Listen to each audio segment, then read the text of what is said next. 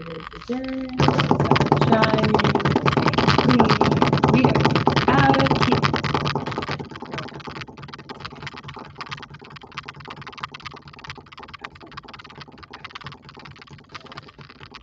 Somebody's got to say blah, blah, blah. I got a notification.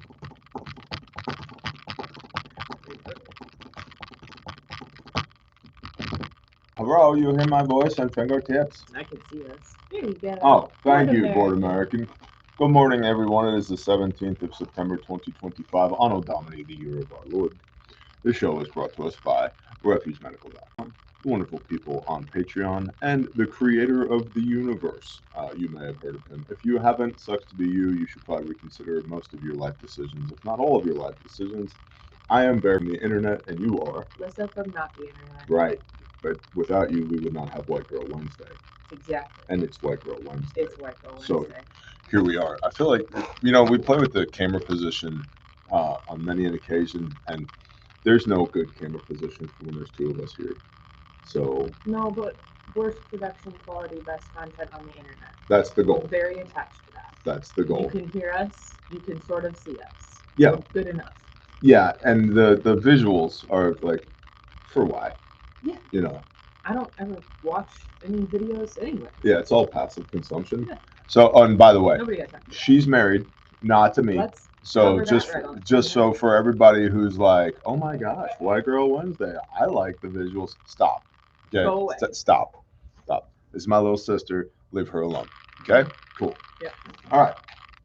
That's your bad side. You're right, Swivelhead. I don't have a good one though. So I do intentionally put my bad side towards the camera. There you go. My gosh. That was actually the top contender last week when people started sending in votes for what the White Girl Wednesday t-shirt should be. One of the propositions was the front should just say, yes, I'm married. And the back side should say White Girl Wednesday. And he figured we'd get some good sales. Because if you're a guy, you can wear that too. Yeah, that's a good one. Just make sure you're clearly labeled. If you work in the trades and maybe wedding rings are a little bit dangerous, don't really, just wear the t-shirt. Yeah, and her husband is Wolverine. Yes. So he is not small. You don't want none. He is not safe. He's quite dangerous. You don't want none. Okay. I don't know if you know this, but there was a guy named Charlie Kirk and he got shot. I think everyone on the planet is aware of that. Oh. Yeah. If you're not, we have a problem. So I'm already, me personally, reaching. I'm not there yet, but I'm reaching. I had the words and they're gone. I'm reaching the point where I don't want to hear about it anymore. Saturation. That's the word that I was looking for. I'm reaching saturation with this whole Charlie Kirk thing, and it's not that it's not important. It is important. Super important. But it's the only damn thing that anybody's talking about right now, which always makes me go back to why. Yeah. Why is it the only damn thing that anybody's talking about now? And there's, I briefly touched on this, with the brief that I did this morning, the short form pre-record, that there are. So I have interesting friends. I have interesting acquaintances. They all hear interesting things, and they're connected to all kinds of interesting people. And so I get phone calls on occasion, and that's also interesting. And I was talking to an individual who's interesting recently, and just in passing, about an hour conversation, said words to the effect of, oh yeah, like the consensus in the swamp, they have a different term that they use for it that I won't use here. The consensus in the swamp is that this was a message to the people in air quote leadership in the swamp, hey, play ball or get holes poked in you. And the reason I bring that up is there's a lot of internet sleuthing that's going on right now regarding perhaps maybe the fact that Charlie was offered $100 million for Turning Point USA, and perhaps that his opinion on the nation state, Middle Eastern New Jersey, had been changing over the last 2 to 4 weeks.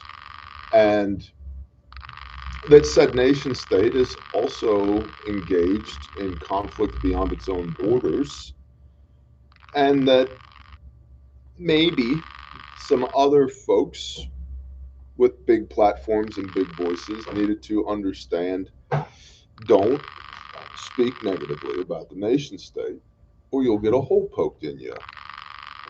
And that was a little tidbit that was dropped in my lap recently.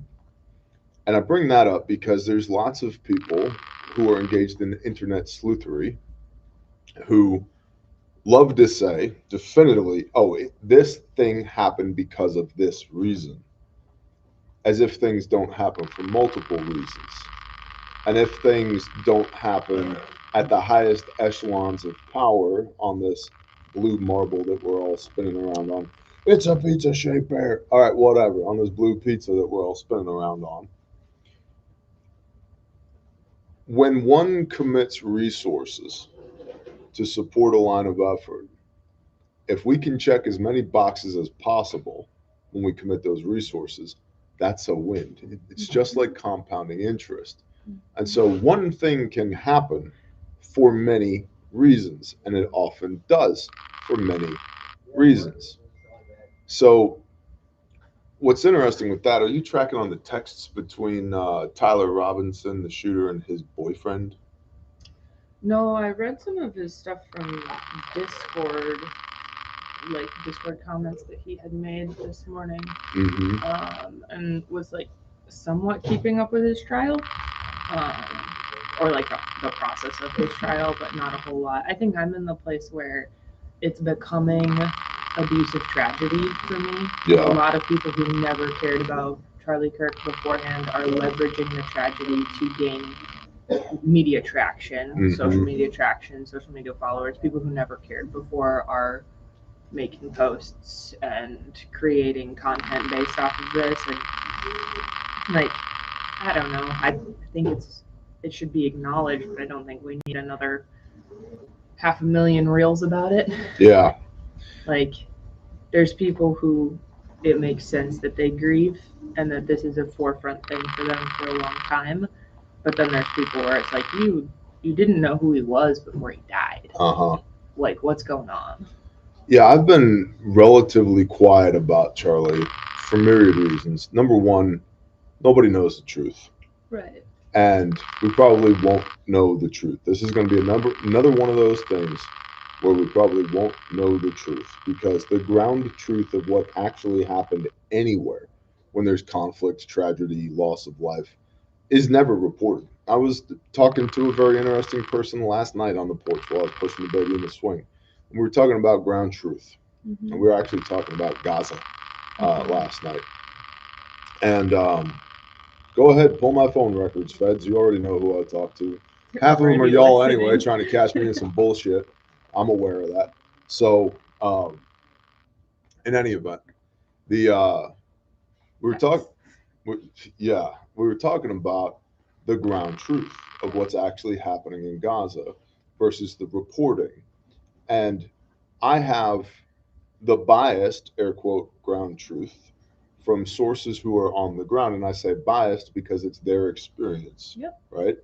And so when we think about analyzing, so what would that be? That would fall into the human category, human intelligence category, versus OSINT, open source intelligence. What's Fox and MSNBC and CNN and Reuters and AP saying, which is, we all know is narrative, or hopefully we all know that.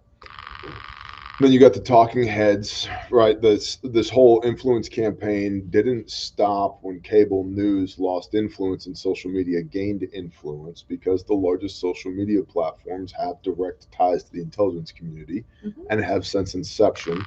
So why wouldn't they use those voices and amplify those voices to push narratives?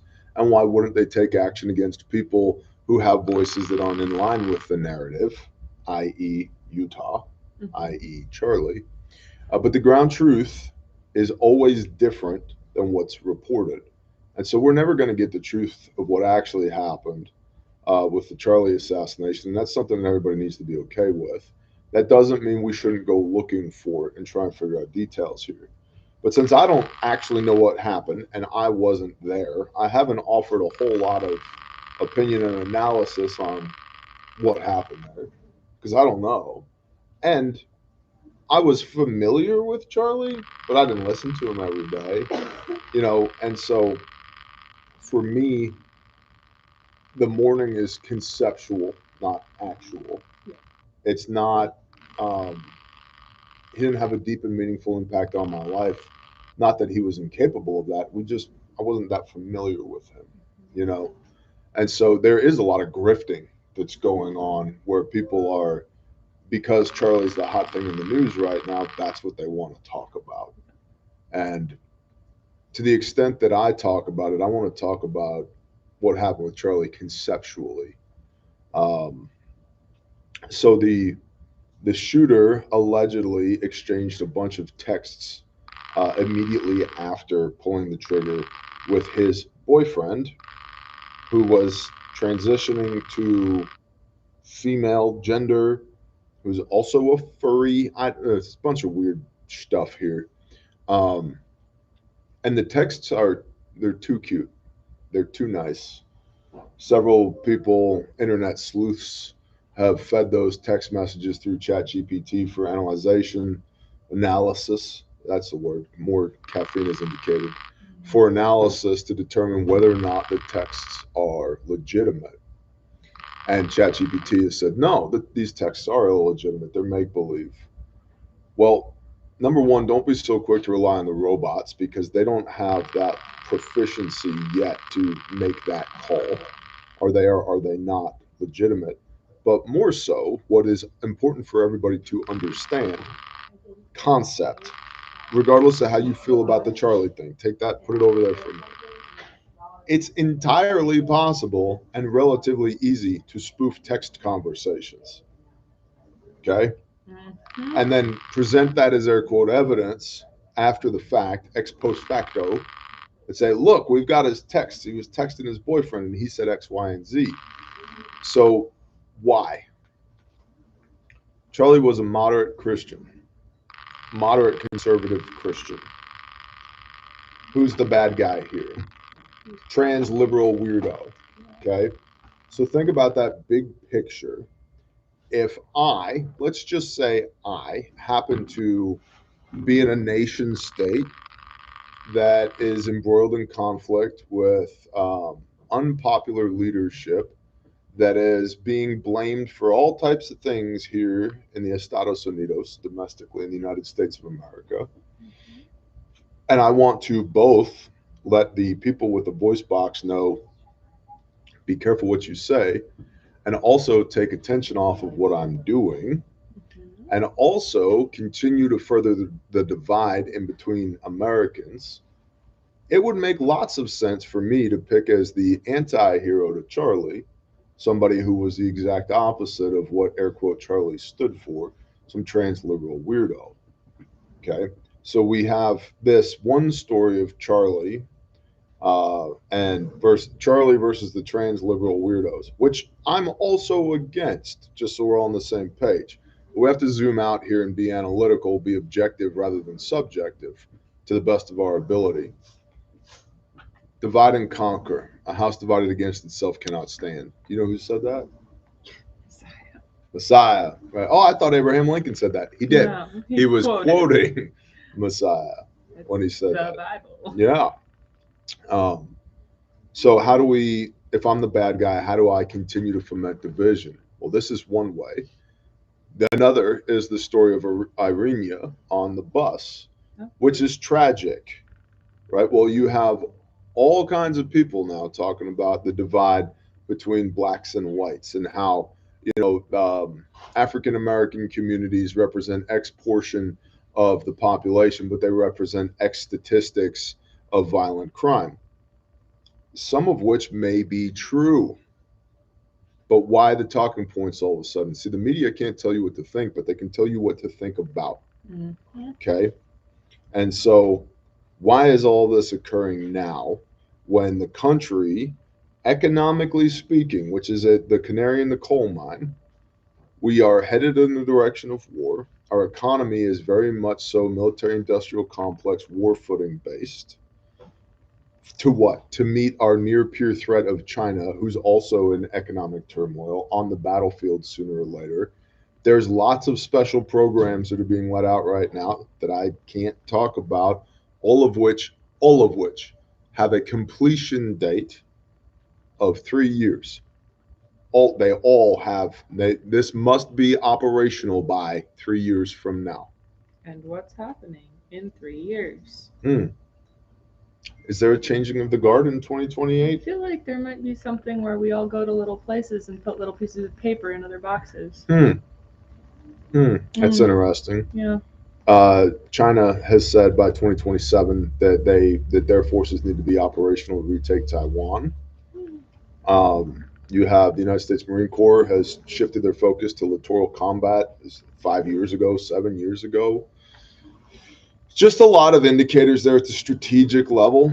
And so there are more important things. It's not that Charlie wasn't important, but there are real threat indicators out there. And while everybody is looking at what happened in Utah in this Charlie Kirk trial, which is important, and this kid should get the death penalty. And if he is guilty of this, if he's not a patsy, which I think he is, if he's whatever, or even if he is a patsy, he pulled the trigger. Cool. Vengeance is mine, so says the Lord. Yeah, read your Bible. He uses subcontractors all the time. Firing squad. Mike yelled from across the room. Firing squad. Yeah, well, I agree with that. Firing squad, cut his head off, stick it on a spike. This is what happens when you do this in the United States of America. Because we need a restoration of justice here domestically anyway. But all of a sudden, all the eyes are on domestic issues rather than international issues. And what's happening internationally? That's my point. On a specific domestic issue. Yeah. I have some problems with some other domestic issues that Epstein didn't get addressed last week because someone died. Yeah, that was interesting. Yeah, that was annoying. Yep. So there was a vote that failed to release the full Jeffrey files, everything that the Department of Justice had. 3 hours before Mr. Kirk was assassinated. Yep. Which goes back to silencing dissent, silencing dissenting voices, and making sure everybody else falls in lockstep. We're never going to get those files. No. And we all more or less knew that already. Yeah, but we also more or less know what they say. Yeah. Okay, and so we're here now. The Republic is compromised. It's been compromised. What do you do about that? What do I do about that? Is this the type of thing we're going to be able to vote our way out of? No. Clearly not. I'm mildly encouraged that we now have a Department of War rather than a Department of State. And as long as that's not just an optics thing, I'm good with it. It looks like in South America and Central America, things are about to get interesting as far as U.S. military buildup against Mexico. Didn't Venezuela or Argentina just declare war on us? Yeah. And they just kind of laughed. I think it was, let's Google I don't remember which I think it was Venezuela. I think so. Venezuela declares war. Yeah.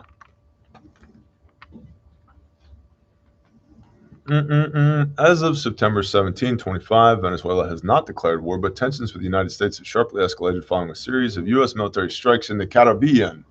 In response, Venezuelan President Nicolas Maduro warned of potential armed conflict and severed communications with the U.S. government. All right. So bad things happen when you touch the boats. Don't touch the boats, okay? That's just a message for Maduro. Don't touch the boats, and don't touch the little planes that are on the boats, and don't touch the guys and girls that are on the boats and the planes. If you want some, you can get some. Now, we could argue, we can take a libertarian stance here. Well, Venezuelan sovereignty is just as important as American sovereignty. What's up, Terry? You just get, okay. Terry's giving me the sideways look from over there in the sew shop. we could argue that Venezuelan sovereignty is just as important as American sovereignty. Okay, unless you pose a threat to my sovereignty, which is on the libertarian side, this is the NAP, the non-aggression principle, right? I won't aggress against you, you don't aggress against me. Where libertarians fall short on this is what happens when somebody aggresses against you. Oh, well, how about swift destruction? Now, here's the issue that I have with that. Nuance is required. It needs to be discriminate targeting, not indiscriminate targeting, because you just blow up entire countries for kicks. Oh, look at this headline from CNN. Shifting gears. Israel says Gaza City ground offensive has begun as UN Commission concludes Israel is committing genocide. Now, we could argue the United Nations and their little commissions and whether or not the United States should have anything to do with that. We could also argue, should the United States have anything to do with somebody who's been accused of a genocide? We could also argue, has the United States itself committed genocide? Yeah, we could argue all those things. Quick question. What is your impression of the economic conditions here in the United States as of right now today? It's a lot better than it could be, and it's a lot worse than it once was. So life is more expensive. We were talking yesterday about like what life looked like when I had first gotten married. And so that was over 8 years ago now. And like what we were living on and what our budget looked like. And we were broke. Like we were scrappy.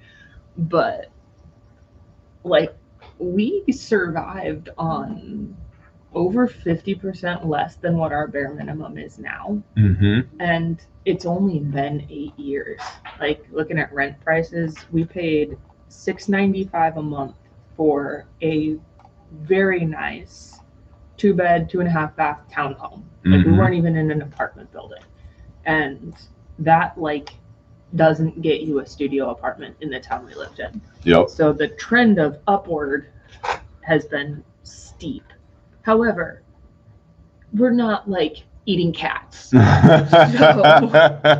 life could be a lot worse in the US. Some people are hurting more than others, but there's still a job market. If you're willing to go to work, you're still going to be okay. You have to be willing to go to work. Work looks different. Work looks harder. For a lot of people, work looks like a lot more hours, especially if you have little ones. I think there's a regional component to that too. Yeah. Because it's my assessment that that's not everywhere. But it is a lot of places. There's work to be done. Yeah. And people are capable of moving. We talk about that all the time. Like if you need the work, you need the money, you can't make it where you are, then it's time to go somewhere else. And there's huge sacrifices that come with that, but that doesn't mean it's not doable. And there's also stress inoculation to that. I've lived and worked in 30 of the lower 48 states. Yeah, you've seen a lot of country. I've seen a lot of country. Hell, I put 2,600 miles on my truck in 60 hours, 58 hours last week. Yeah. Okay. So you go where the work is. And so for me, and being raised in line construction, power construction with my dad, that's just normal. You go to where the work is. Yeah. And then you come home on occasion, But I went to Tampa, St. Pete, Clearwater area one time for work. And I was told, hey, you're going to be there. Don't worry about it. It's like 2 weeks. You'll be there for 2 weeks. And then you just go down there. We've got some crews that need their head screwed on straight. Go down there, handle that, and then on to the next thing. I was there 10 and a half months. Scope creep. Yeah, that's a real thing. And then I've been other places. It's like, yeah, you're gonna be here for a year. 3 weeks later, I'm like, it's handled. Yeah. Next. Yeah. Next. And so I got really comfortable living out of a big green duffel bag for about a decade. It's like I got my truck, I got my duffel bag, I'm good. And it's not that hard after the first month or so. the first month you get frustrated when you're like, I don't have this or I don't have that, and I'm used to whatever, and I don't have a backup. And then after that, it's actually really comfortable. You're like, I know what I'm wearing today because we have 3 outfits. Whatever is clean, buddy. So the reason I bring that up is that there's room for improvement economically here. Oh, yeah. There's room for improvement societally here. And we being the United States, are funding all kinds of shenanigans that arguably are not in the best interest of our country and our people. Mm-hmm. We also have arguably an existential threat if we continue down the road of appeasement with Middle Eastern New Jersey. The Samson option. What? Double dot. The Samson option. Now, here's the thing. If you're unfamiliar with the story of Samson or Shimshon, one of the judges during the early days of Israel, a Nazarite, separated from birth, and killed 1,000 Philistines when the Spirit of the Lord came upon him. How interesting. He pulled the house down on top of himself and killed himself with all the other bad guys as well. So what's the Samson option? The Samson option is a name for Middle Eastern New Jersey's unconfirmed nuclear deterrence strategy of massive last resort retaliation against an aggressor that threatens the country's existence. The concept has received renewed attention in 2025 due to escalating tension in the Middle East. The name comes from the biblical figure Samson, who destroyed the Philistine temple, killing himself and his enemies in a final act of vengeance. The parallel suggests that if Israel faces annihilation, it would be prepared to take its enemies down with it. Which enemies? Because under the Samson option, some of those targets are us, the United States of America. The strategy is intended as a deterrent, convincing potential enemies that the cost of attempting to destroy Israel is too great. It's used as a last resort, only be used if all other defenses and deterrents fail and Israel's survival is in immediate existential peril. And Israel has never officially confirmed or denied possessing nuclear weapons, known as a policy known as nuclear ambiguity. This allows the country to influence the actions of other governments without specifying its capabilities. This allows the country to influence the actions of other governments without specifying its capabilities. Now, everybody knows they have nukes. Mm-hmm. It's like the worst kept secret whatsoever. And so that's called extortion. When somebody puts a gun to your head and says, do this or else. That's extortion. Which is why I think, in large part, right? So it's a military option. From a political standpoint, we look at Jeffrey and his friends and certain pieces of paper that will never see the light of day. So that's political. Societal, we look at Charlie Kirk. Okay. Economic. Just a quick question. Who runs the banks? Okay. Now, am I saying all of the Yehudim are bad people? No, I'm not. Not at all. I'm friends with many of them. But I'm saying that their leadership is bullshit. Just like in large part, our leadership is bullshit. Okay, so we got societal, we got political, we got economic, we got military. What other vectors are there for fifth generation warfare? What about information? Yeah. The information space. That's interesting. You see my point here? Mm-hmm. So that's why, and why war in Ukraine? Good testing ground. Not only that, what relation does Ukraine have to Middle Eastern New Jersey? These are dog whistles for those that know. Yeah. Okay. So that's why hundreds of billions of your taxpayer dollars and my taxpayer dollars fly across the Atlantic Ocean into the Middle East. That's why tens of thousands of our men and women have bled and died or been disfigured or mentally traumatized over the last 20 plus years. And it will continue to be that way until somebody says, that's it, I've had enough. Let the chips fall where they may. And that's the whole idea of we're going to find the Jeffrey files. No. First of all, we'll never get the Jeffrey files. Second of all, people act like Epstein was the only one. No. One of dozens, if not hundreds, of compromise campaigns done intentionally to gain leverage over people of influence in the decision-making process here in the United States of America. That's all intentional. And you don't have one person do that, because one is too easy to attack. You have dozens, hundreds, maybe even thousands. And Israel is not the only country engaged in this. Look at China. Oh my gosh, China. Then you've got, Russia. You've got Iran. And see, let's go even deeper into the rabbit hole. Okay.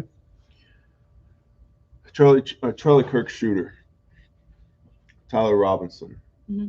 His boyfriend is a furry. He wasn't gay. His boyfriend was, but he wasn't gay. That's not how that works. Okay, sure. Whatever, homie.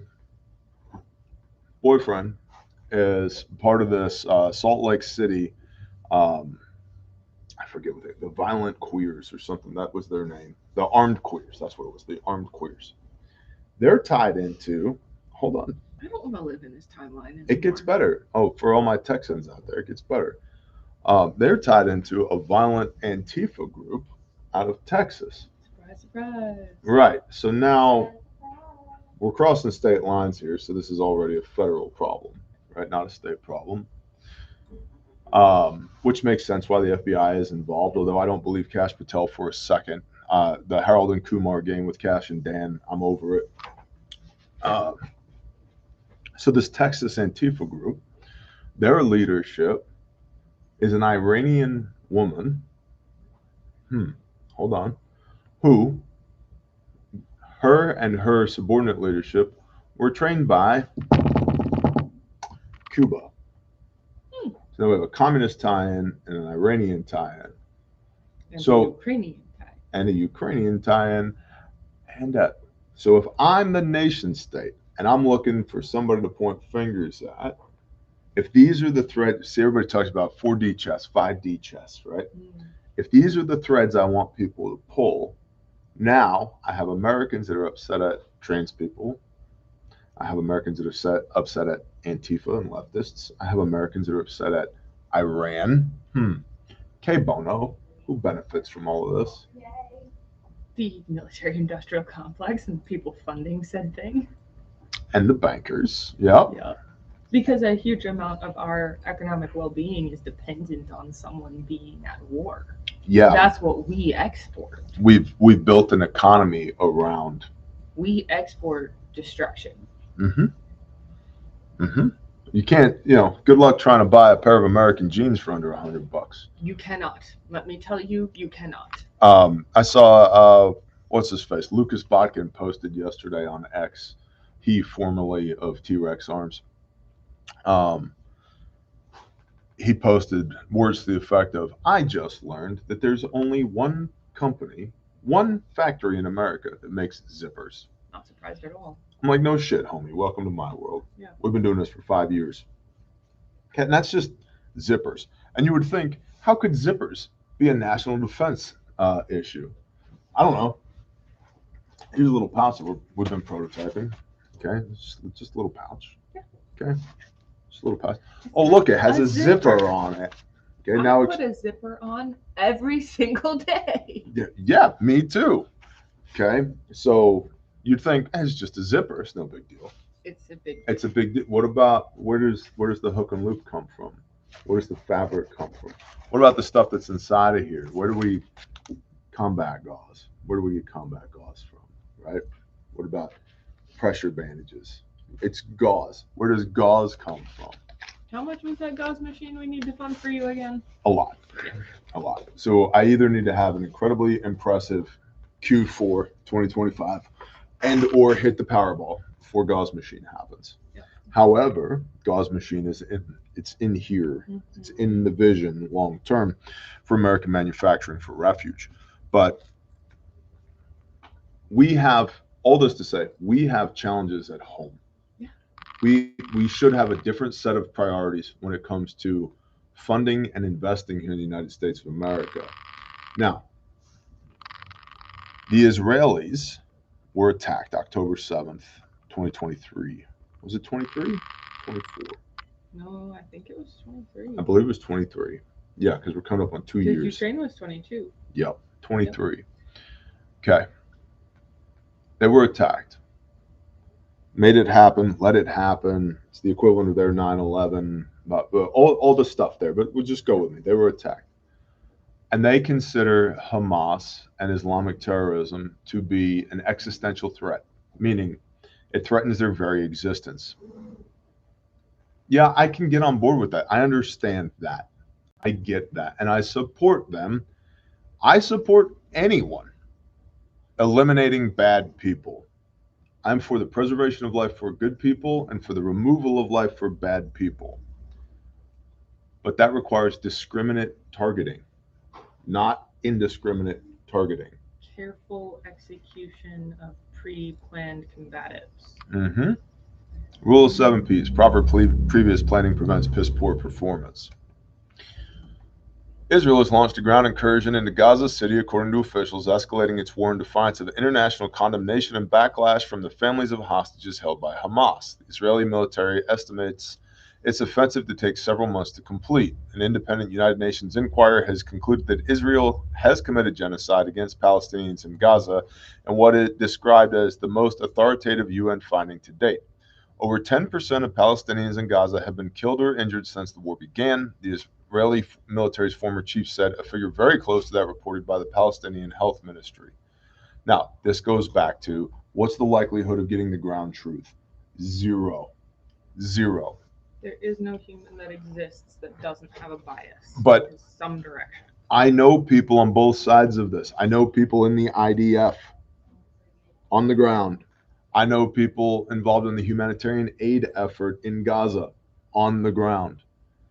And if I could get all of them into one room and just say, sit down, talk, figure it out, I would do that. But what is happening in Gaza? See, and here's the thing. I understand. Destroy your enemies completely. I get it. Your enemies.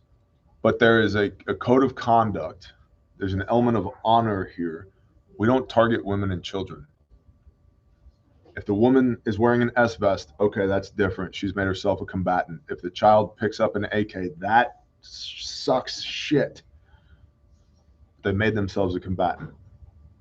If they're just trying to get water, these are non-combatants. We don't target non-combatants. And the argument has been stated by individuals within the IDF that, well, if we don't kill them now, at one point they're going to grow up and they're going to try and kill us later. All right, dude. Okay. Yeah, that's bullshit. That's bullshit. That's a special kind of broken. Now, on the other side, Hamas is a bunch of shitheads. And they will use women and they will use children. And I have, we have been contacted about providing humanitarian aid to Gaza. In what form? In this gauze. It's basically, it all comes back to gauze, right? Gauze, tape, gloves, disinfectant. That's exactly right. Wound care buckets. Do you have 1 or 12? You should get one. And you can't get stuff into Gaza because 9 out of 10 shipments are interdicted by Hamas, so that Hamas controls the resources. Yeah. They have the medicine, they have the food, they have the water. And this has been going on for decades. That's over why there. There's not a public water distribution center system in Gaza. Mm-hmm. Is because Hamas took all of the piping that was given to Gaza to put in a water distribution system. Yep. And then they turned it into... It was a decade ago. Makeshift rocket launchers. Yeah. So, war's ugly. We're never going to get the ground truth. And I condone existential threats being dealt with. I do not condone indiscriminate targeting. And that's where I think Israel has crossed a line here, the nation state of Israel. And the argument is, well, they have to cross that line because they're 22 decades into this thing. Yeah, I don't know about that. If you lose your humanity trying to protect humanity, what have you accomplished? And then it takes coercion and threats in order to maintain an air quote coalition of support for the actions that you're taking in the first place. You've become the monster that you say you are destroying, and that's a problem. That's its own existential threat. And people are waking up. People are paying attention to the details. I don't know what tab I just closed. It doesn't matter. Probably not. Let's shift gears to Azerbaijan. I love this reporting. Azerbaijan. I love that word. You want to read that? Read that headline. Ex-Soviet state sees drop in marriages after cousin ban. We're a little Alabama. Yeah. Azerbaijan outlawed unions between close relatives in July and has reported a sharp decline in registered marriages following the introduction of a ban on unions between close relatives, local media has reported.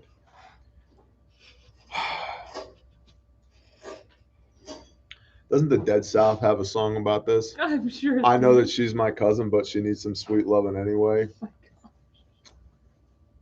Banjo Odyssey. That's right. Banjo Odyssey by the Dead South. Oh, yep. My word. Amendments to the Can we call them Middle Eastern Alabama? Yes. Yes, we can, Matt Bear. You win, Matt. Azerbaijan, Alabama. Yeah. Alabama. Yeah, we'll come up with something here. Azerbaijan. Yeah. Oh, Amendments to the Family Code, which took effect on 1 July, prohibited marital unions between cousins and other close blood relatives, such as uncles and nieces. Officials argued the measure was necessary to protect public health, citing genetic risks associated with consanguineous marriages. That's a big word. Consanguineous. Consanguineous. Consanguineous.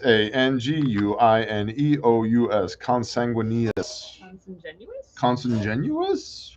Too close genetically. Yeah, we need the pronunciation here. Double dot. Thank you for going to my Google site.com. No, I cannot marry your cousin. Consanguineous. Consanguineous. Sure. Here, let me have these things. Thank you. Consanguineous. I think we got it. Consanguineous. Genetically too close. Anyway, we're really smart here, as you can tell. The number of marriages fell from 5,000 in June to 20. That halved in July. It halved. Just because it's not a good month to get married, though. Come on now. July is a rough month for marriages. July is not the ideal. Authorities and medical experts have warned for years that marriages between cousins can increase the likelihood of hereditary diseases. No way. There's actually a Torah against this, by the way. Advocates of the ban say it will improve family health outcomes as well as align family law with international standards. Well, that's right. The measure has, however, stirred cultural and social backlash. Critics argue that the law intrudes on personal choice and tradition. Marriage between cousins remains accepted in some communities, and stories have surfaced of young couples who were forced to cancel or postpone their weddings. Wah. Wah. That's crazy. Consanguineous. I gotta pee. You tell them about KH stuff while I go pee. You go do that. Okay. All right, I'll go do that. You stay here, do I'm this. gonna be here. Yeah. Okay. I gotta put this flashlight in my truck. Consanguineous. Genetically too close. Yeah, just leave me with the don't marry your cousins. Don't marry your cousins. Caleb House update. Anybody have questions on Caleb House? Now would be a great time to ask those. A little construction update. Things are going super well on that front. We have another volunteer team in this week. We have another volunteer team in next week. Then we have another double block of volunteers after Sukkot, which is awesome. After that point, I am probably closing volunteers for the rest of this year,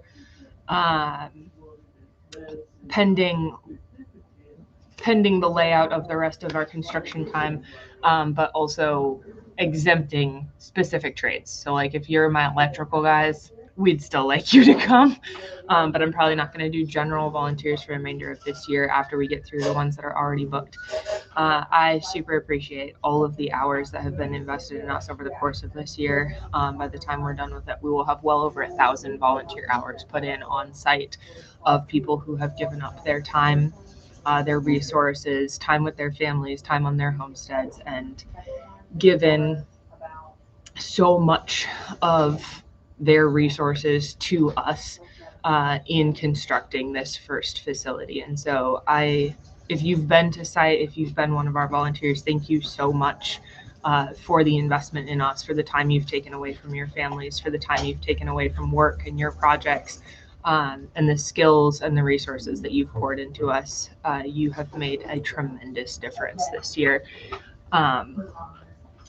As far as forward momentum, we are well into building one of the most important buildings on our campus, which will be our administrative center. We've lovingly named the Evergreen Center, and hope to turn into a space that kids can come to learn, to experience new things, to find creative outlets. We're going to have things like an industrial kitchen where they can learn all kinds of food prep, food preservation, restaurant management type skills if they're interested in that. We're going to have a big conference room that will double as an education space that will be able to hopefully host things like big movie nights and birthday parties. We're going to have space for therapists, to have fun rooms, places that kids want to be in. There'll be several different like settle in and have a chat areas.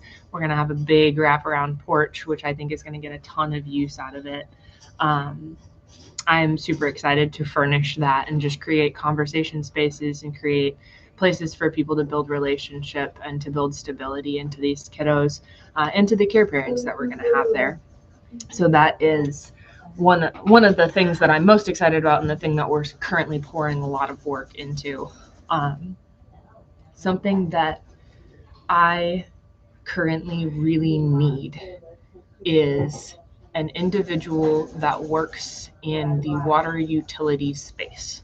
And so this is an ask that I am hopeful that it's going to be a friend of a friend connection from you guys.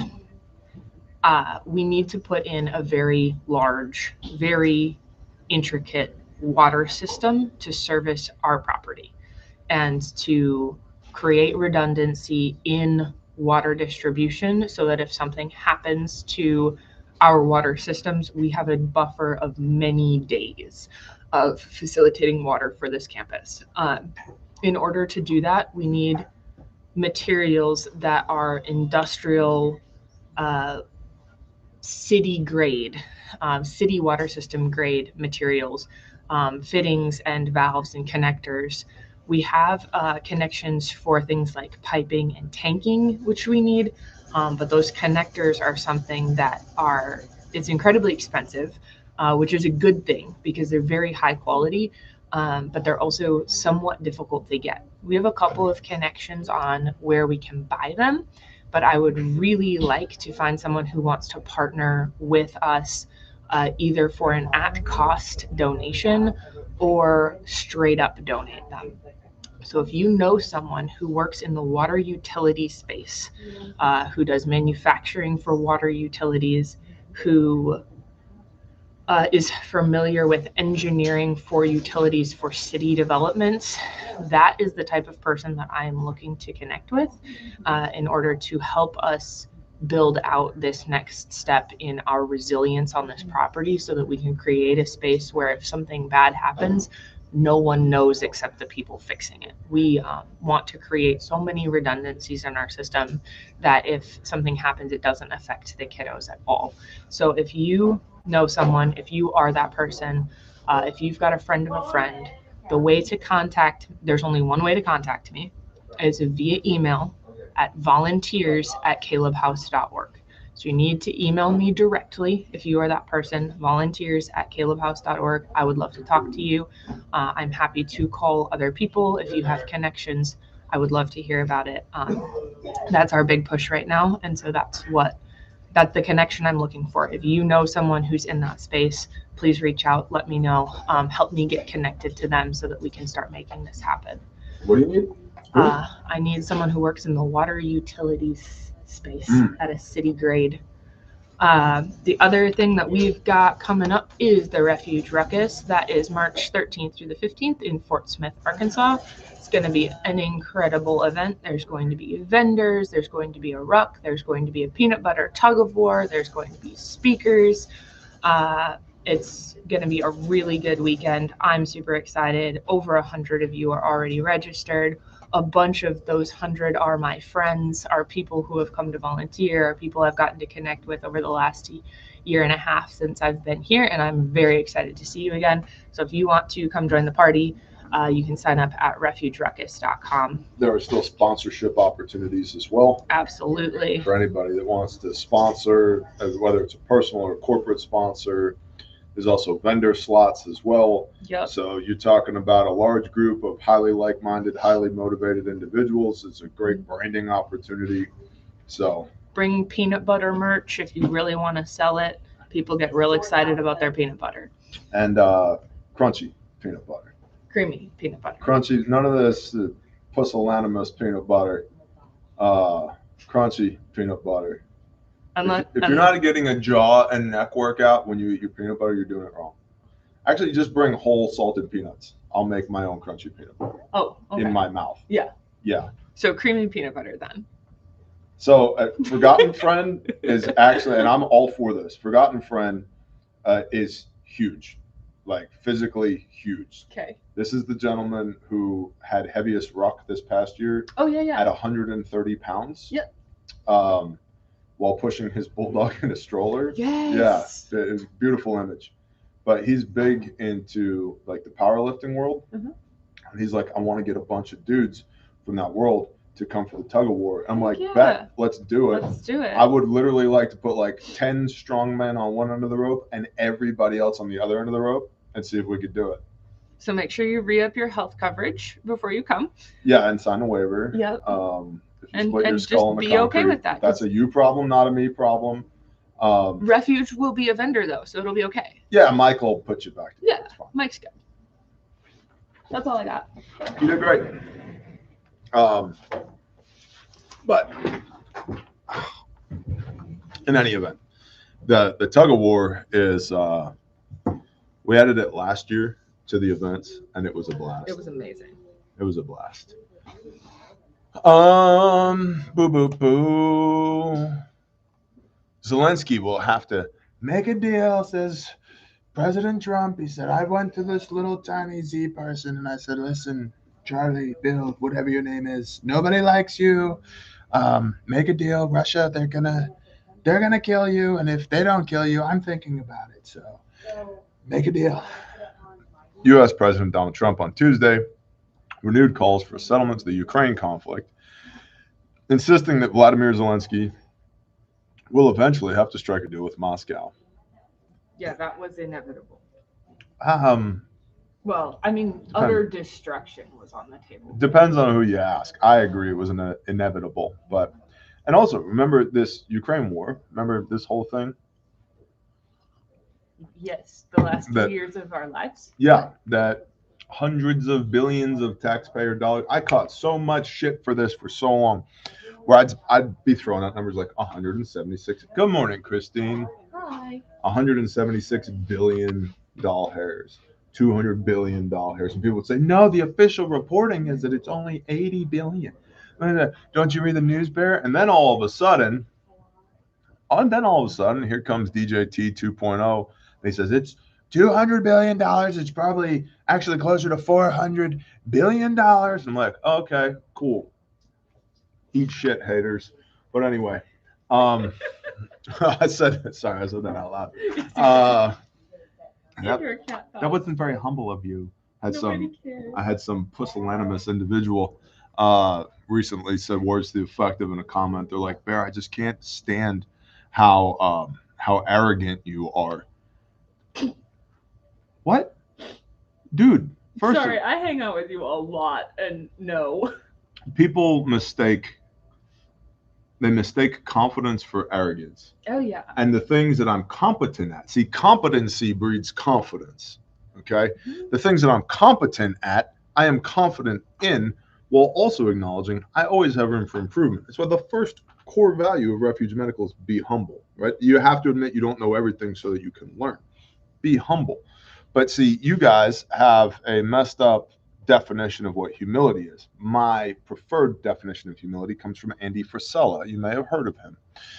Arte Syndicate, Real AF podcast, First Form, supplement superstores. His definition of humility is not thinking less of me, it's thinking more of you.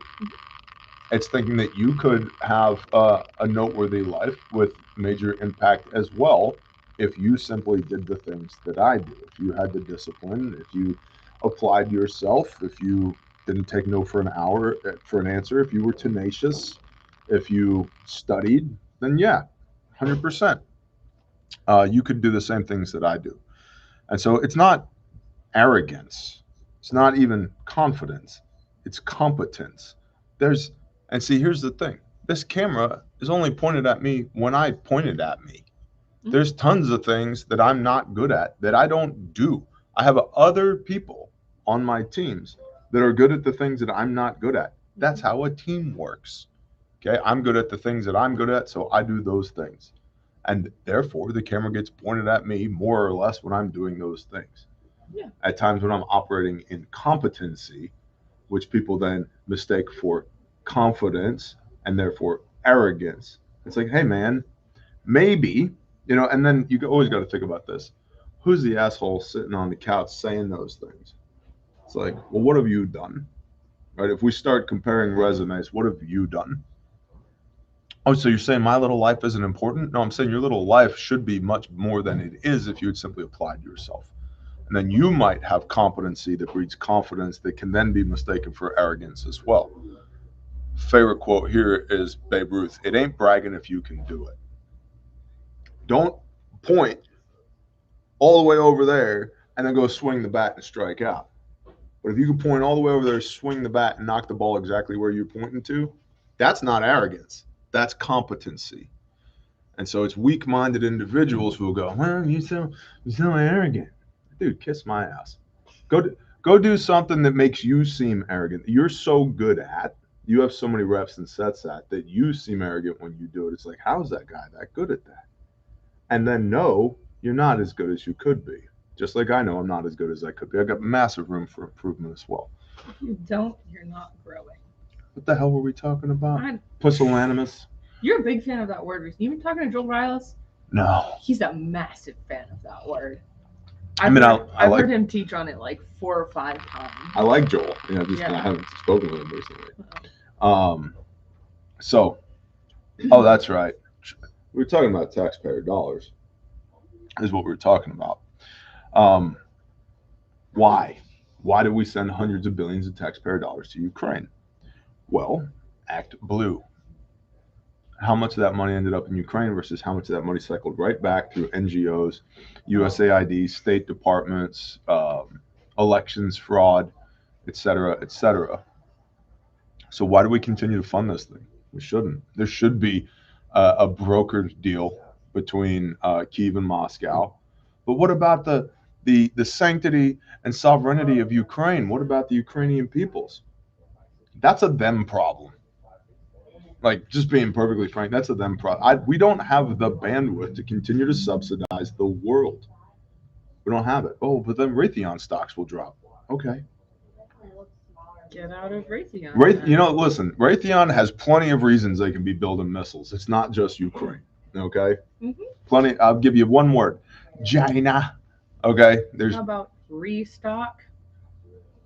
We don't have a backstock. Why do we need a golden dome for America? Has anybody thought about that? Anybody Google China's 20,000 missile plan lately? Hmm.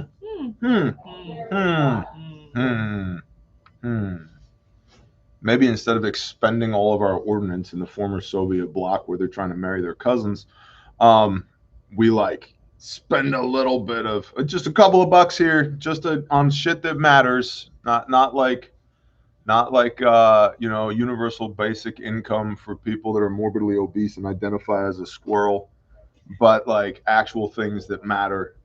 So. Because we want one too. Clement's right. Can't be left out. I want one. Oh my. It's a beautiful dome. It's made of gold. It's 24 karat. It's impenetrable. It's almost like a firmament for the country that no fiery hail can get through. Can't do it. It won't do it, folks. Nobody's gonna blow up. If they blow up, they're gonna blow up from the bottom, not from the top. We're working on the bottom. Big fan of bottoms. I like bottoms. Have you seen Pam? There's a reason she got this job. Caroline Levitt, right? Why does Caroline Levitt, the press secretary? Is it because of her fiery responses, or is it because of her bikini photographs at the beach? Nobody knows, but she's so good at dealing with reporters too. She's pretty good. Every once in a while, they're like, "Can I ask a question?" No, you cannot. What else? Question. She said that to someone's face. It's my favorite compilation of her. What a stupid question. A stupid question. Can I ask a question? No. We already talked about this fool. This guy and his text messages to his furry boyfriend. Yeah. All right. It'll be what it'll be. One more. Reuters. One more time. Reuters, Dateline, 17 September 25, updated 5 minutes ago. This is the thumbnail picture. They can't see, can they? No, okay. It's just us today. Remember, everybody consumes passively. That's true. So everybody's in suits.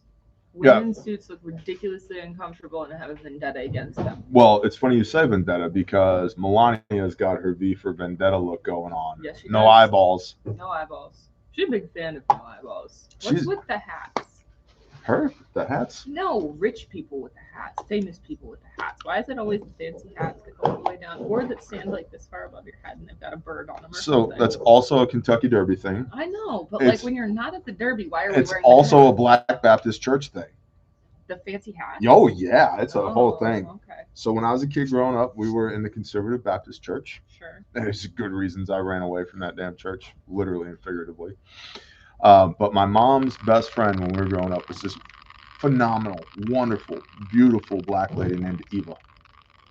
And Eva and my mom were like BFFs. Right? They worked together at the phone company. It just had a beautiful heart, Eva did. And her children and her grandchildren were some of like my mom's kids, us, some of our best friends. When we would get together, we'd hang out, we'd just be raising hell in the neighborhood.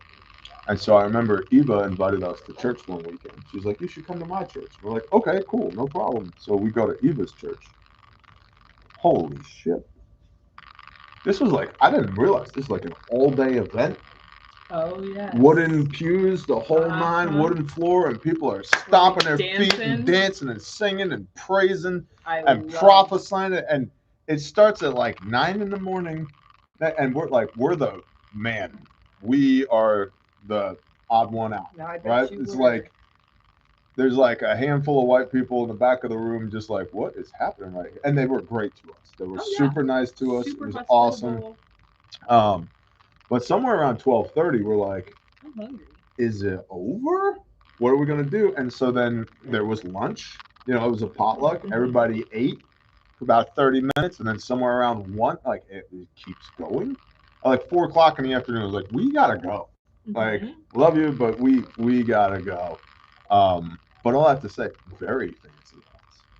Very, very fancy hats, man.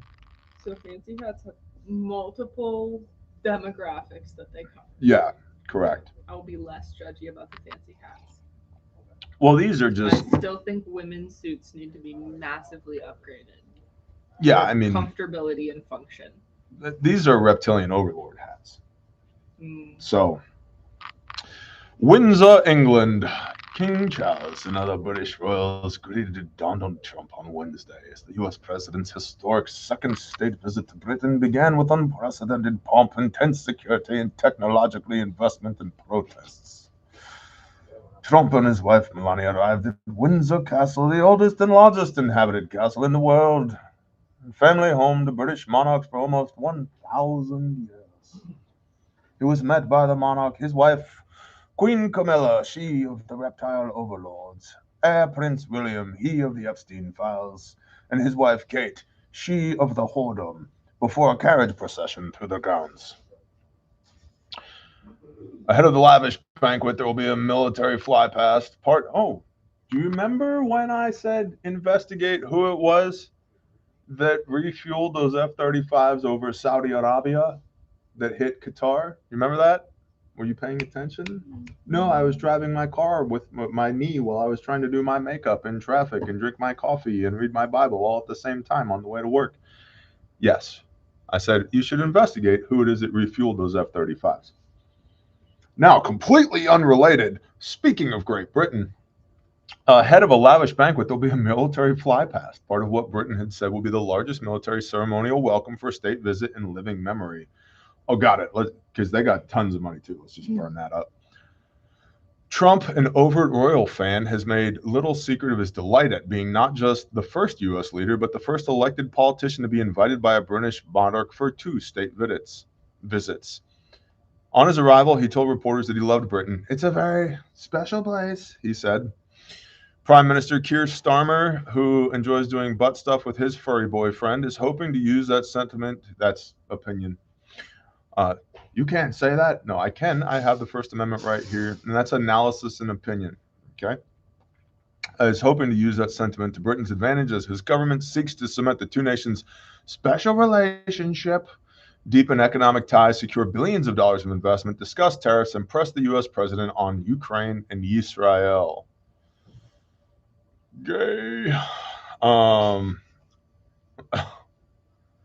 Blah, blah, blah. They want to lower tariffs, welcome investment. Yeah, blah, blah, blah, blah, blah. So anyway, Trump's over there.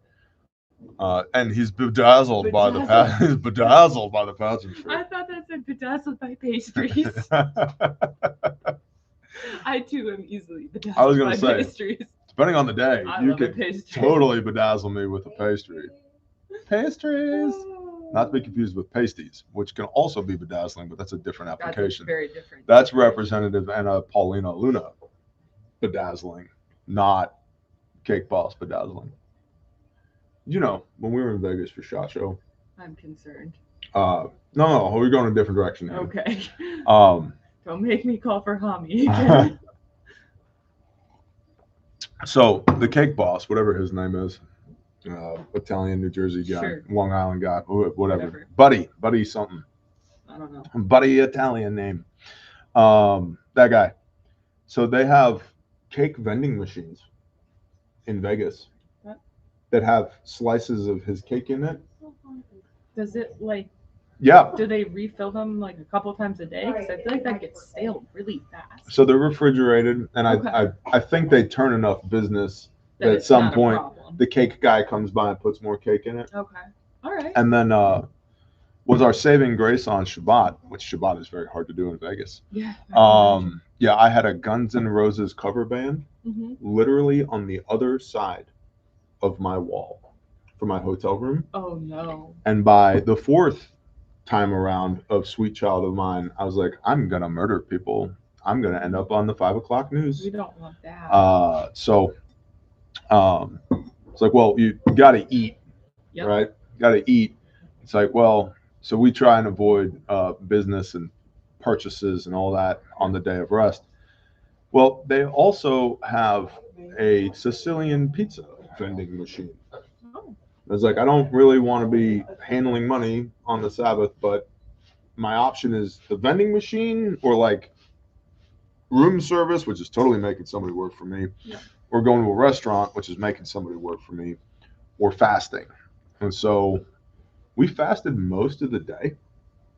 And then somewhere around the afternoon, it was like the group chat started blowing up with like, belly hungry, must food, we need something. And it's like, oh, there's MREs in the trucks. Like, no, we had all those. And granola bars, like those are gone. Those are gone. So proper previous planning, Yep. education. 100%. That's good. 100%. But also automated payment with no human behind it. Pretty much, right? Yeah. Don't love it. Don't recommend it. Don't condone it. But different people, different convictions. I get it. Pizza vending machine. I, for those that don't know, was born and raised in my early years in New York. Where pizza is legit. That's where pizza comes from. Okay. Lauren is going to. I will fight you, Chicago. Do I need to go get you food? No. Did you not eat breakfast? Of course I didn't eat breakfast. Lauren. I didn't wake up in time for breakfast. You need a protein bar. Food in your car. You need a protein bar? Yeah. She does. Yes. She's shooting laser beams into my You're talking skull. about pizza and cake at like 9 o'clock in the morning. I don't know if you're like. Yeah. I've been awake for like 4 hours. So it's time for pizza and cake. So, pizza vending machine. Yes. That pizza was delicious.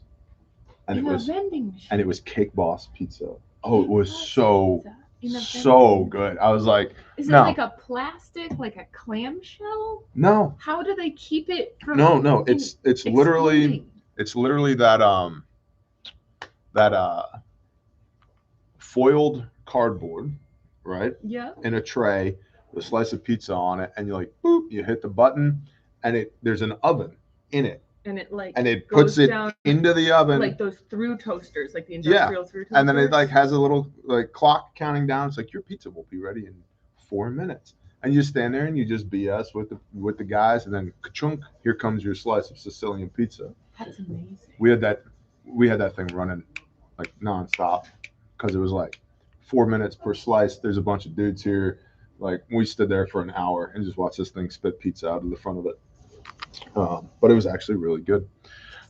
So I was bedazzled by pizza at that point.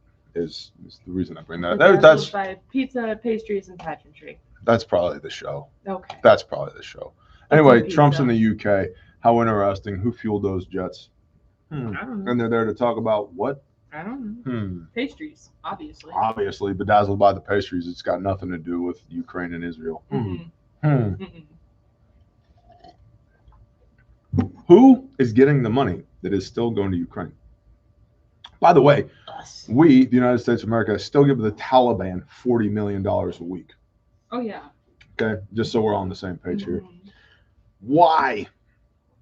Because if we don't light the money on fire, what will we do with it? You know what I could do with $40 million? Do you know what I could do with $40 million a year? So much. What's that, 1.4 bill? Is that what it works out to? Or is that 14 bill? Carry the one. I don't know. I'm not good at math like that. I think it's 14 bill. Let's look it up. Let's do the math. Let's do math. 40. Oh, it won't let me add that many zeros. So we'll just do 40 million times 300. Wait, no, 52 weeks. Oh, yeah. 40 times 52 weeks. Florida man, I don't know that plate carriers are still available. I can check. $2.08 billion. Plate carriers here? They're out of stock and have been. Yeah. Right? Yeah. Yep. Are they ever coming back? Maybe. Okay. Yeah, not available right now. Maybe. Nope. Roran, Hami. You want to talk to the internet? It's your turn. It's White Girl Wednesday. Send a token white girl. I will trade you protein chips and protein bars. He's got food, Lauren. For your presence on the interwebs today. Snackies. You want snacks? Are popping as I get up. Are you falling apart? No, I'm just been sitting in a chair for 3 days straight. Come on over. Look, I don't white girl. Don't mind me and my gloves. I'm trying to heal my hands right now. Wow, don't roll. Yeah, why roll? Why you roll? Because wheels. And you're little. Plus wheels. Look Hi. over there. Hi, everybody. It's me, Lauren. She gets treats. I get food. She's rewarded for coming on camera. Are these? Wow, I'm really excited about eating these. Oh, look, more snacks. This is actually how I get paid here. No, chill. With food. There's more. But wait. Wait, no, wait, what? Where do I get one of those? Do you want one of them? So what's up, guys? I'm currently making some adjustments to the website. Super exciting updates. We will be switching up the way that we do our training tab. So now when you go to the training tab, you'll be able to see specific series. We have our responder series, there's a radio series, a wilderness series. It'll be a lot easier for you to learn about the classes, get to see some photos from classes, etc. We have 2 classes left for 2025 for civilians. And one of them is our Responder 1, 2, and 3, formerly called Essential Responder. We're in the works of changing that. You have a choice of signing up for just 1, 1 and 2, or 1, 2, and 3. Can't take 3 if you don't take 1 and 2.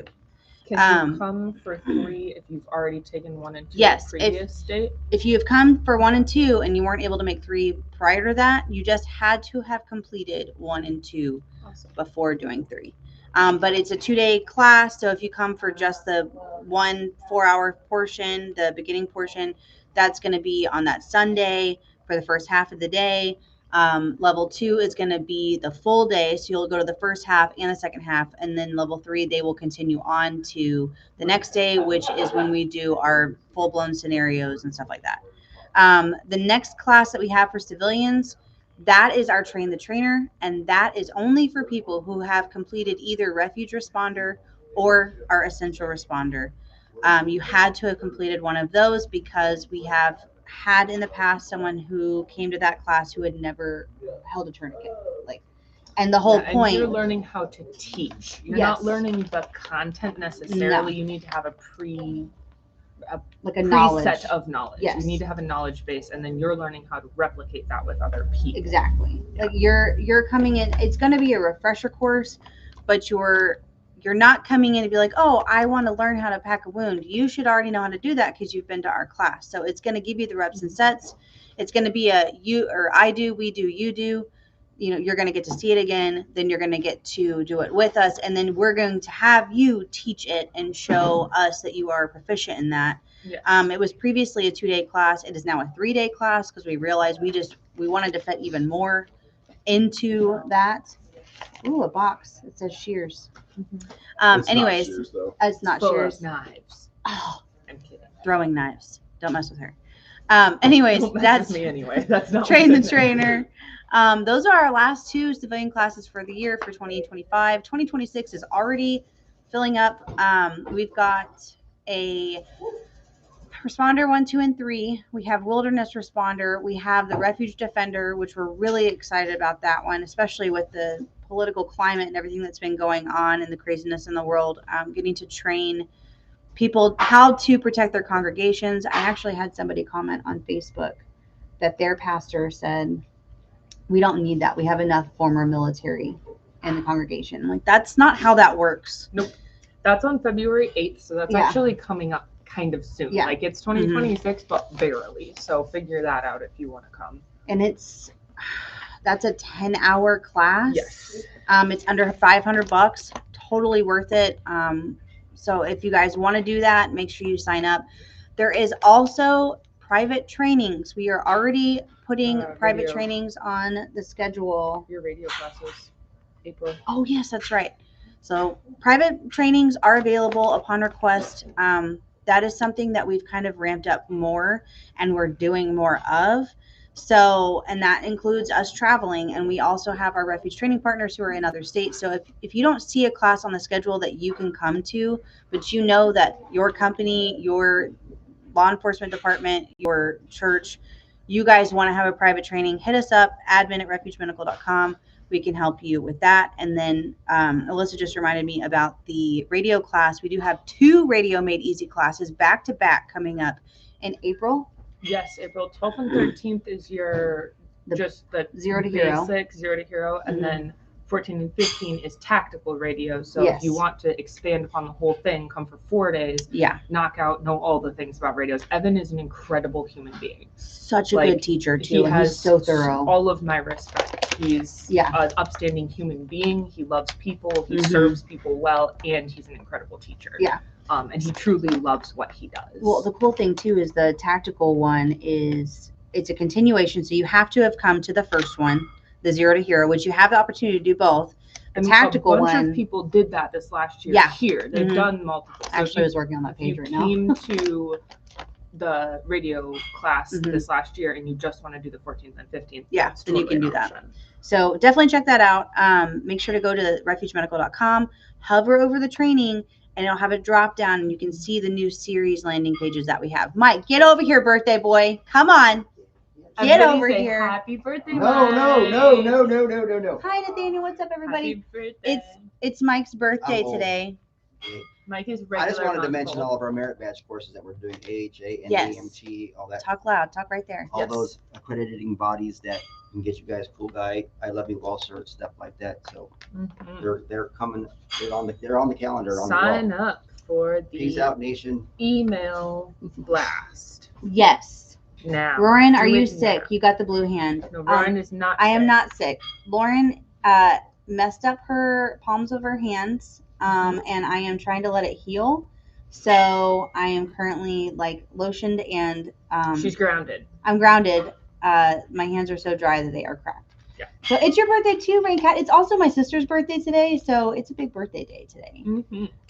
Okay, so everybody's saying happy birthday, Mike. They love you. Newsletter.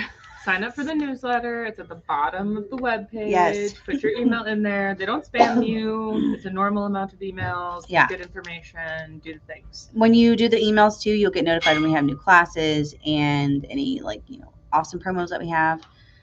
So anyways. And then go buy your stuff before World War III starts, because then you can't get it. So just go do that real quick.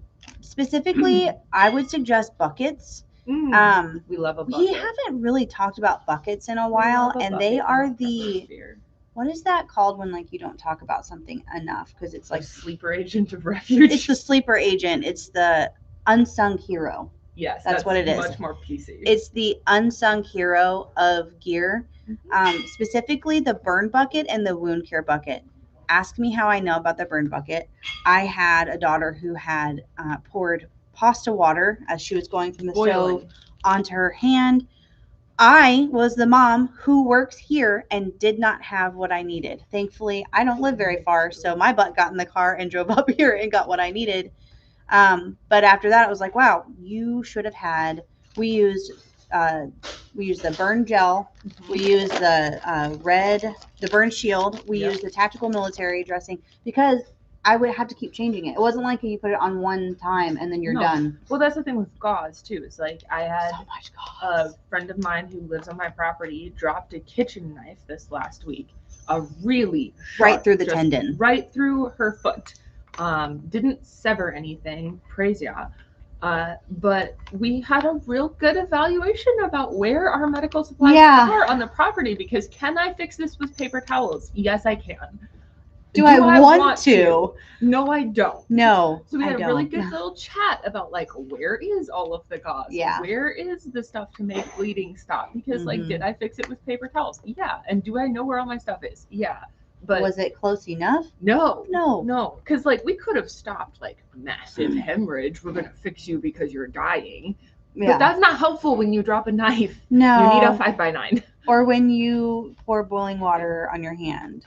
So know where your little stuff is as well as your big stuff, because you can't really walk around when you just stabbed your foot with a knife. This is true. Learning opportunities for everyone. When Heath and I were married for I don't know, we've been married for 14 years now. We were second kid in, but that kid was a baby. I was a stay-at-home mom. I had cut an avocado. Oh no. And like a dummy, instead of taking the knife and doing that to the seed, I put the knife like this, except that the knife rolled off of the seed and into my hand. And so then I was holding pressure on my hand as I'm dripping, trying to dial the phone to call him, tell him, you have to come home from work. Right now. I have stabbed myself. Yep. No medical training then, no tourniquets, no wound packing gauze, absolutely zero. I think we might have had some butterfly stitches. Something so that. We butterfly stitched up. I have a nice little scar on my hand from that. Now I have an adventure bag at home with surgical. I have a skin stapler, all the things. So don't don't think like, oh, it'll never happen to me, because, and I'm not saying it you will. might be doing dishes and then it'll happen to you. But you just don't want to be in that situation and think, I wish I would have had that closer. So, we do have. Can I tell them about that travel fact bundle, Harmony? Yeah. Ha. Okay. All the bundles. All the bundles? Yeah. Okay, so it's National Preparedness Month. So in honor of that, we did a few bundles. Some of them are like, get a discount off of something when you purchase it together. But the winner, like the one to me that is the best, is right now if you buy a travel fact, you get a free quick clot and a free rescue me. Nice. I love free stuff. So hit up the banner on the website. It says National Preparedness Month, shop the bundles. That's where you'll see the bundles. You'll see where you can get the free gear and stuff like that. We do have free training. The remote responders free with every order over $99 right now. So with that, and if you can't travel, that's a good option. Eat now. Can we go have some snacks? Thanks, guys. Love y'all. Bye. TJ, you're back on deck. You're back on deck. I'm going to eat now. Okay. Go buy things from Refuge Medical. I'm actually going to buy things today. Another discussion we had this week was the fact that we don't know everybody's blood type on our property. So we're going to do that this week, too. It's going to be a fun family activity. Who's doing a fun family activity? My household. Making sure everybody knows their blood type. Oh, yeah. Healthy blood typing cards. Blood typing, yep. We have those. It's We're kind of getting, important. I know. I'm going to go buy them after we hit the Be Done With Live. Love that. Yep. Grindstone has some asks. Grindstone is back in Travis County, Texas. They need chainsaw fuel, they need saw hands, and they need a few more hands and feet personnel, groundies. They are there through Friday, so local. Not right? long. If you're a local person, It's already Wednesday. they're kicking a bunch of ass down there. We know that because key performance indicators for Grindstone include busted hydraulic hoses and broken glass on machines. And let's see, they've broken 2 windshields, 3 hydraulic lines, and had somebody back into one of our people's vehicles. The insurance company hates to see them coming. Hey, KPIs, key performance Don't indicators. care. You don't break equipment unless you're using it, and so they're getting stuff done. Was it Heath's truck? No, It was not. it was not. However, they need chainsaw fuel, they need saw hands, and they need hands and feet. In Travis County, Texas. So grindstoneministries.com. We also need to raise in order to be funded for Grindstone through the end of 2025. Our end of year fundraising goal is $350K. Now you're probably asking yourself, damn, Bear, that's a lot of money. Yeah, Grindstone has had an incredibly active year. Let's repeat. The insurance company hates to see them coming. So the goal is to raise $350K, and our average donation, if you take all the donations and average them out, average donation size is $36. Okay, and we are happy if the Spirit convicts. We are happy for $3, $5, $10, whatever it is that you got. The widow's mite goes a long way with Grindstone and Caleb House. So that's the fundraising goal, $350K by the end of the year. They need chainsaw fuel, saw hands, a few more hands and feet. They're in Travis County, Texas through Friday. And so if you want to participate in that, go to grindstoneministries.com. That's the show for today. Let's pray. Let's pray. Father Yahweh, Father, thank you that you are sovereign over all things, including this crazy world that we live in where people will take away our physical life from us simply because they don't like the sounds that come out of our mouth. Father, thank you for the pattern, the model to walk in with Messiah. You made flesh. And thank you for the atonement, restoration of our souls, that we might have the authority to come into your throne room and make requests. Thank you for being a good dad who hears us and who loves us. Father, I pray that you be with everybody within the sound of my voice, to minister to them with whatever it is that they have going on, whether it be spiritual attacks of the enemy or physical attacks of the enemy. Father, that you would give them this day their daily bread, that you would lead us not into temptation, Father, and deliver us from evil, that you'd make your face to shine upon us, that there would be healing where healing is needed, that there would be provision where provision is needed, there would be protection where protection is needed. I pray that you pour your Spirit out on us for wisdom and discernment first and foremost, then also for the giftings, the love and the peace and the patience and the kindness and the joy and the self-control, Father, that comes from your Ruach HaKodesh, your Holy Spirit. Father, thank you for the opportunity to do work that has meaning, that builds your kingdom and forsakes not the widow and the orphan. Thank you for giving us everything that we need and most of what we want in your perfect timing. Thank you that we're safe today, that no one seeks to take our life, and that no weapon formed against us shall prosper. Father, thank you that amidst just all this stuff, that your word is still true, and that that blood still atones, and that we still have a model to walk in, and that your Spirit still flows, and that people are still healed, and the miracles still happen. Father, Yahweh, we love you. We praise you in Yeshua's name. Amen.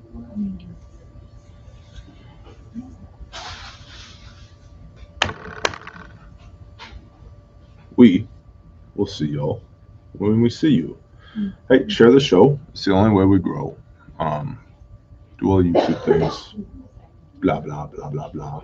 And happy White Girl Wednesday. Go out there and be the light.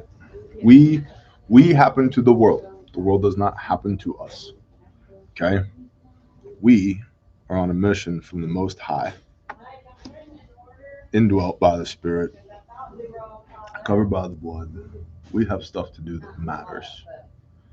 So don't let anybody keep you from doing the things that you got to do today that matter. And remember to fear nothing but the Lord your God, Yahweh your Elohim, including your own personal bullshit, your own shortcomings and anxieties and fears and all that. We're not allowed to deeply respect any of that.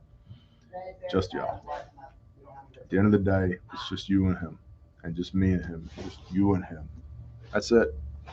We're not given to a spirit of fear, and we have a long track record of provision, protection, and blessing. So don't let anybody or anything get in between you and the mission that he has put you on, because you were fearfully and wonderfully created for this time in his image. What were you going to say? One foot in front of the other. Do the next right thing. That's it. Bless y'all, everybody.